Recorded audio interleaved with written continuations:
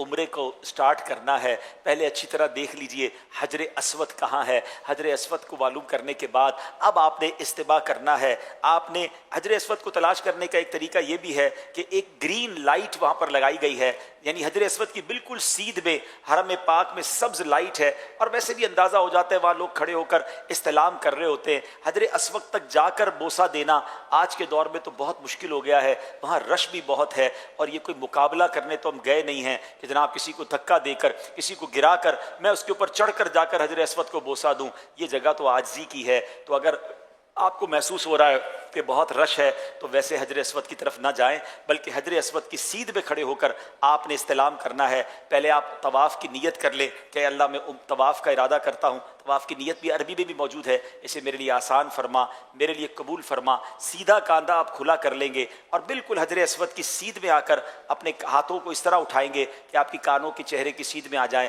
بسم اللہ والحمد للہ واللہ اکبر والصلاۃ والسلام علی رسول اللہ۔ آپ حجر اسود کی سیدھ میں کر کے اپنے ہاتھوں کو بوسہ دیں گے۔ جیسے ہی بوسہ دیں گے تھوڑا سا آپ رائٹ پر آئیں گے اور اب آپ ٹرن ہو جائیں گے۔ آپ کے بائیں طرف کعبہ ہونا چاہیے، لیفٹ ہینڈ کی طرف کعبہ ہو، اور اب آپ نے طواف شروع کرنا ہے۔ یاد رہے جو پہلے 3 چکر ہیں اس میں آپ نے رمل کرنا ہے۔ رمل کس کو کہتے ہیں؟ تھوڑا سا اکڑ کر چلنا۔ کچھ لوگ بڑا اچھل کود کر رہے ہوتے ہیں، ایسا نہیں کرنا ہے۔ آپ نے تھوڑا سا جس کو کہیں کہ اپنے کاندھوں کو چوڑا کر کے تیز تیز چلنا ہے، اور اس میں آپ نے اپنے جو پنجے ہیں اس کے بل چلنا ہے۔ اور یہ اس زمانے میں جب کفار ہوا کرتے تھے تو مسلمان ان پر ایک روب ڈالنے کے لیے اس طرح کیا کرتے تھے۔ تو پہلے 3 چکر میں رمل ہے، یہ یاد رکھیے گا، وہ بھی مردوں کے لیے ہے، خواتین کے لیے نہیں ہے۔ اور اگر بہت رش ہے، آپ کو لگتا ہے میں رمل کروں گا اور لوگوں کو تکلیف ہوگی، ٹکر ہو جائے گی، تو پھر آپ نارمل چلیں گے۔ ہاں اگر رمل کرنے کے لیے آپ تھوڑا کعبے کے دور ہو جائیں نا، تھوڑا سا لانگ آپ چکر کر لیں، تو پھر آپ کا رمل بھی ہو جائے گا۔ تو اس سنت کو بھی ادا کریں۔ کچھ لوگ یہ بھول جاتے ہیں، 3 چکر رمل کرنے کے بعد وہ پھر کاندھا چھپا لیتے ہیں، تو ایسا نہیں ہے۔ چکر پہلے طواف کے 3 چکر میں رمل ہے، مگر جو استباء ہے یعنی کاندھا کھلا کرنا ہے، یہ 7 چکر میں آپ نے کھلا رکھنا ہے۔ تو ہر بار آپ جب حجر اسود پر پہنچیں گے پھر آپ نے جو ہے وہ استلام کرنا ہے، اپنے ہاتھوں کو چومنا ہے، اور پھر اس کے بعد آپ نے چکر کرنا ہے۔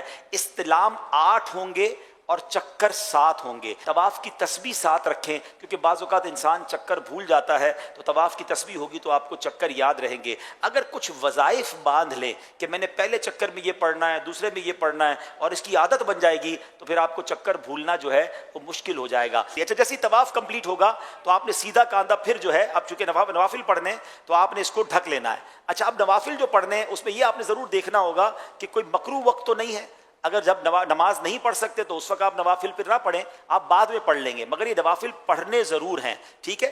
مسجد الحرام میں موقع نہ ملے تو اپنے ہوٹل میں جا کر بھی پڑھ سکتے ہیں، مگر بہتر یہ کہ مسجد الحرام میں پڑھیں، مقام ابراہیم کے پاس جا کر ہی، اور جناب بہت قریب جا کر ہی لوگ پڑھنے کی کوشش کر رہے ہوتے ہیں، اور اس کے لیے بعض اوقات طواف بھی روک رہے ہوتے ہیں۔ ایسا نہیں کریں گے، وہاں بہت رش ہوتا ہے۔ آپ کو جہاں جگہ ملتی ہے آپ جو ہے وہ نماز طواف ادا کر لیں، اور جب نماز طواف ادا ہو گئی، 2 رکعت نفل آپ نے پڑھ لیا، تو اب ملتزم کی حاضری مستحب ہے۔ پہلے دعائیں کریں خوب۔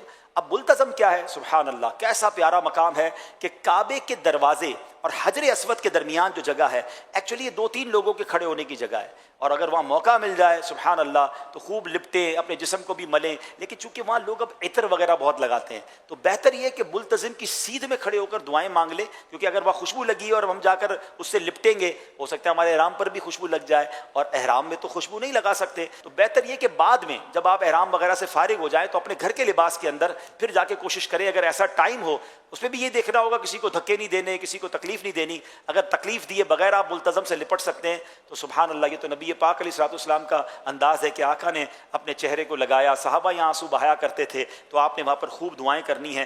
ملتزم کی دعائیں بھی الحمدللہ رفیق الحرمین میں لکھی ہیں کہ وہاں کیا دعائیں کرنی ہیں۔ اس کے بعد پھر آپ نے جب ملتزم سے دعا وغیرہ سے فارغ ہو جائیں تو اب آپ آئیں زمزم شریف پینے کے لیے۔ سبحان اللہ، پہلے تو زمزم کا کنواں ہوتا تھا، اب وہاں پر کولر لگا دیے گئے، تو آپ کولرز کے پاس آ جائیں اور وہاں کر آپ زمزم پئیں۔ اور سبحان اللہ، زمزم کی تو کیا بات ہے کہ نبی پاک علیہ الصلوۃ والسلام فرماتے ہیں ہمارے اور منافقین کے درمیان فرق ہے کہ وہ زمزم پیٹ بھر کر نہیں پیتے، تو زمزم پئیں، دبا کے پئیں، آئے ہائے، اور کعبے کو دیکھ کر تو زمزم پینے کا مزہ ہے، اس کا مزہ ہی اور ہے۔ بہرحال میرے پیارے اسلامی بھائیو، اب آپ فارغ ہو گئے، طواف سے اب اگر تھکیں تو تھوڑا سا مزید حرم میں بیٹھ جائیں، اور فریش فیل کر رہے ہیں تو اب آپ صفا مروہ کی سعی کے لیے جائیں گے۔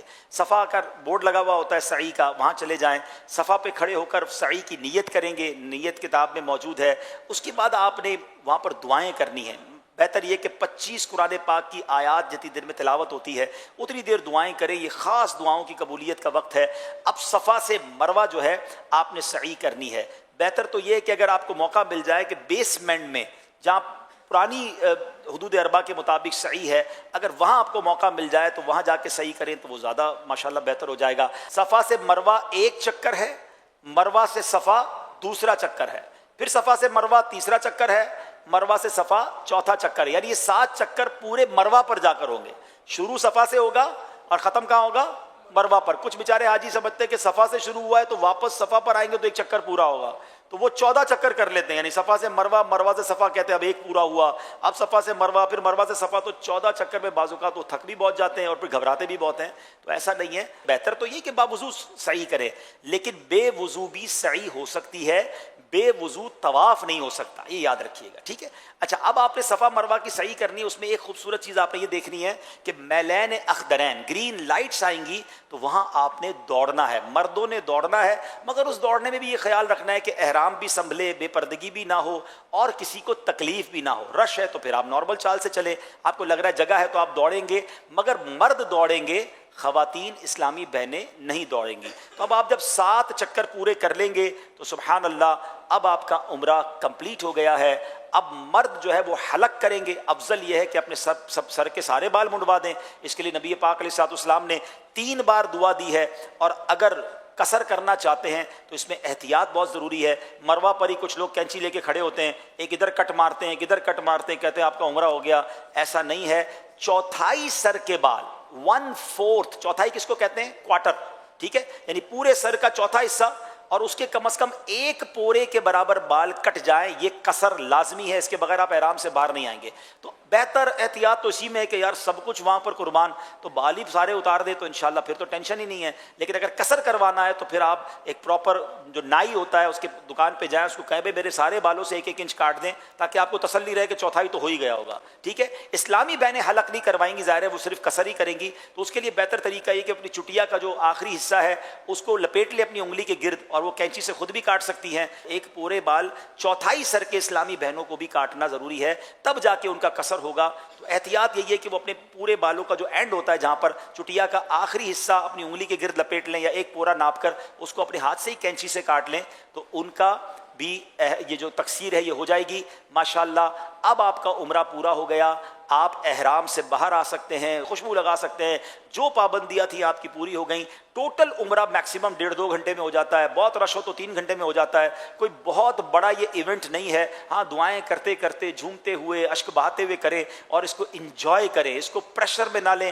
اب اس کے بعد آپ اپنے ہوٹل آ جائیں، اب آپ آرام کریں، غسل کریں، نمازوں کی پابندی کرتے رہیں۔